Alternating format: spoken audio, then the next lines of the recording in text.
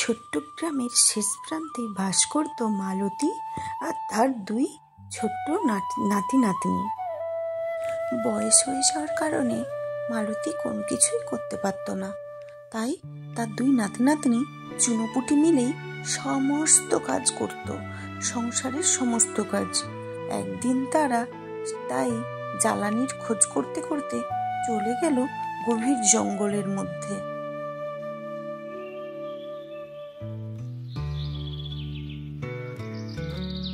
দাদা, বনের ভিতরটা কত সুন্দর, সুন্দর সুন্দর ফুল, কত প্রজাপতি উড়ে বেড়াচ্ছে।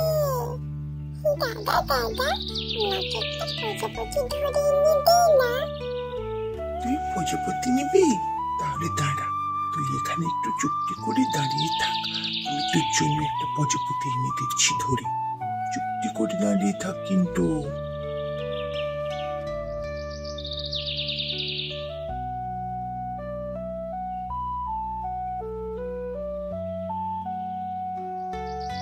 দাদা দাদা, বাঁচাও বাঁচাও দাদা, বাড়িতে দাদা, বাঁচাও।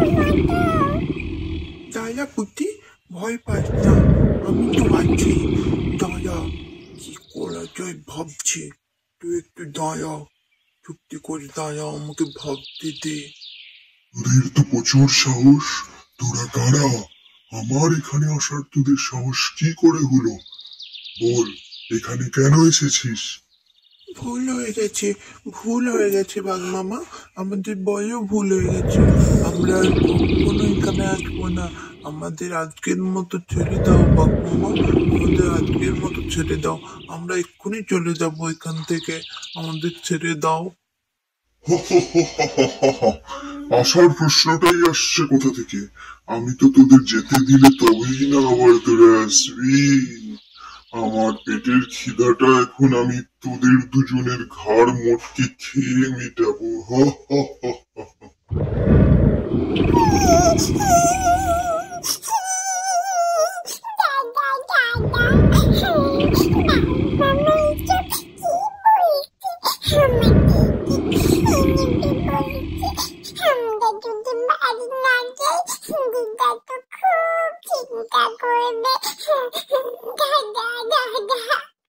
বাঘ মামা আমাদেরকে খেও না, আমাদেরকে মেরে ফেলো না, আমাদেরকে ঠেলে দাও।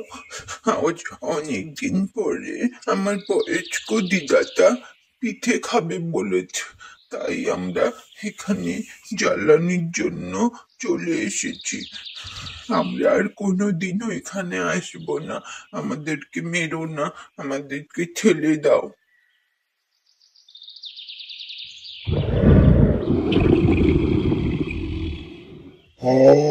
পিঠে, কতদিন পিঠে খাইনি, কি সুস্বাদু খাবার।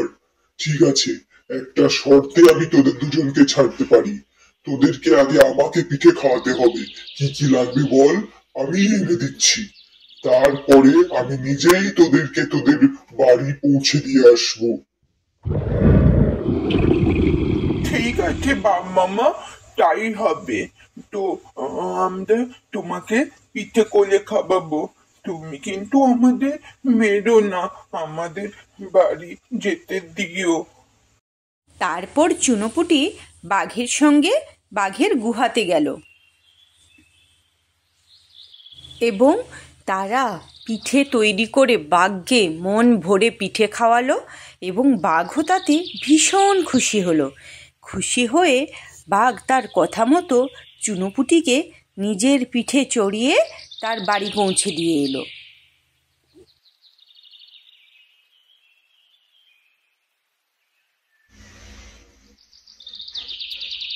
তোরা খুব ভালো চুনোপুটি, তোরা আমাকে এত ভালোবেসে এত যত্ন করে কত সুন্দর পিঠে করে খাওয়ালি।